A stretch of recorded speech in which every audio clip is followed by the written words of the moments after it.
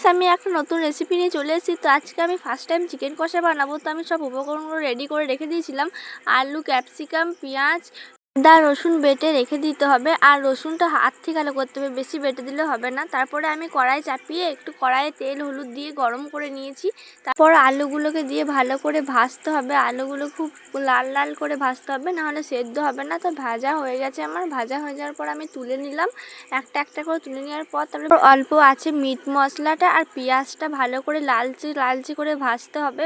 অল্প আছে ভাজতে হবে, বেশি আছে ভাজলে পুড়ে যেতে পারে, কারণ মিট মশলা খুব তাড়াতাড়ি পুড়ে যায়। তারপরে আমি দিয়ে দিলাম ক্যাপসিকামটা ভালো করে ভাজতে হবে। আর পেঁয়াজটা দেওয়ার আগে একটুকু চিনি দিয়ে দেবেন, তাহলে কালারটা একটু বেশি ভালো আসে। আজকে রেসিপিটা আমি বেশি রিচ করব না, হালকা তেল মশলার মধ্যে আমি করেছি, খুবই হালকা।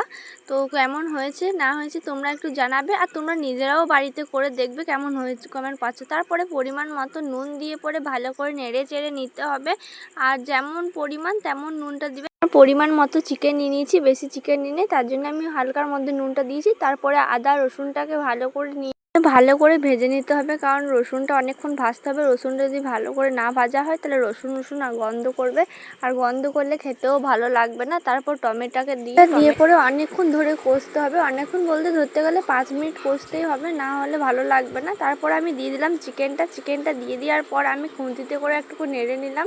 মশলাগুলো ধরে খালি নাড়তে হবে, 5 মিনিট মতো নাড়তে হবে। তারপর জল দেওয়ার পরও আমি আরও 10 মিনিট নেড়েছিলাম। আর দেখছো তো কত সুন্দর কালার। নাড়াচাড়া হয়ে যাওয়ার পর আমি ঢাকা দিয়ে দিলাম গাইস। তারপর ঢাকা দেওয়ার পর 10 মিনিট 15 মিনিট পর খোলা দেখি যে এত সুন্দর হয়েছে, আর খুব সুন্দর সেন্ট বেরাচ্ছিল। আর আলুগুলোও সেদ্ধ হয়ে গেছে, চিকেনটাও সেদ্ধ হয়েছে। আর এই যে ফাইনালি চিকেনটা হলো, কেমন হয়েছে অবশ্যই জানাবে। Bye bye.